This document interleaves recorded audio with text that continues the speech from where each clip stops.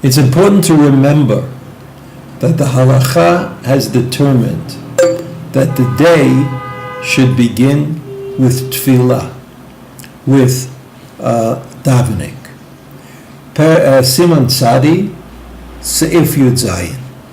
Yesh mi she'omer שמכל שכן, שלא ישכים אדם ללך מעיר שמתפללים בעשרה, אם יכול לבוא למחוז חפצו בעוד היום הגדול. That a person should not arbitrarily leave early in the morning on his way to wherever, but he should remain to daven with a minyan in the place that he is leaving, if with the condition that he'll be able to get to where he's going during the day, when it's still safe for him to go, and that there won't be any danger involved in going to wherever he's going to on his own after davening. So the rule is this: if you can, you have to daven with a minyan before you start out on the road. What may change is if it's dangerous, if the hour is late, if you're not going to get to where you're going. But l'chatchilo, a priori, that's what you want to do. You want to leave after you daven Shachris. And this is again in the Shulchan Aruch, Siman Pei Tet Gimel. The Shulchan Aruch says, Asula l'taseich b'tzrachav. A person is forbidden from doing business or taking care of his technical needs, o lelech laderech, or to go out on the road, ad sheyitpalel tfilat shmona esrei, until he davens shmona esrei. The Mishnah Berurah says about this.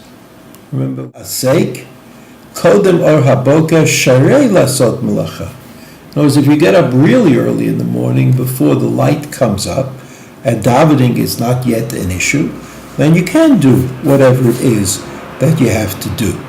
And the Eliyahu Rabbah adds, the mikol makom ein lasot shum minyan ad sheyivarech seder habrachot.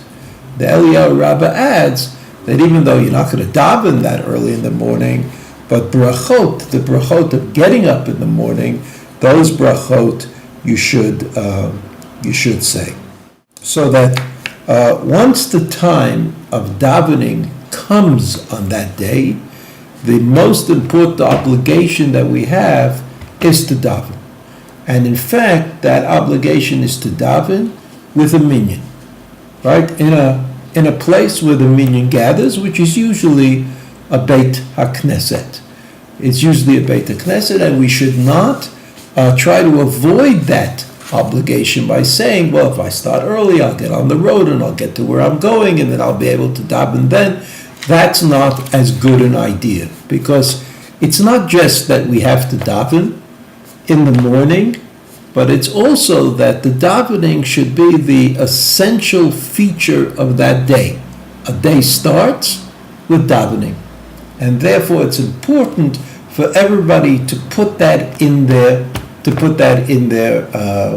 schedule, and not to put it off for a variety of excuses. It's true, the Shulchan Aruch and Simon Tzadi says that if waiting for the minyan or if hanging around is going to produce danger, that going on the road by yourself or coming late to wherever you're going will be actually dangerous, then of course this obligation can be mitigated to a certain extent. I mean, it's not necessary to put yourself in a difficult situation in order to daven. But in theory, all things being equal, the day begins with tefillah b'tzibur, with tefillah in a quorum.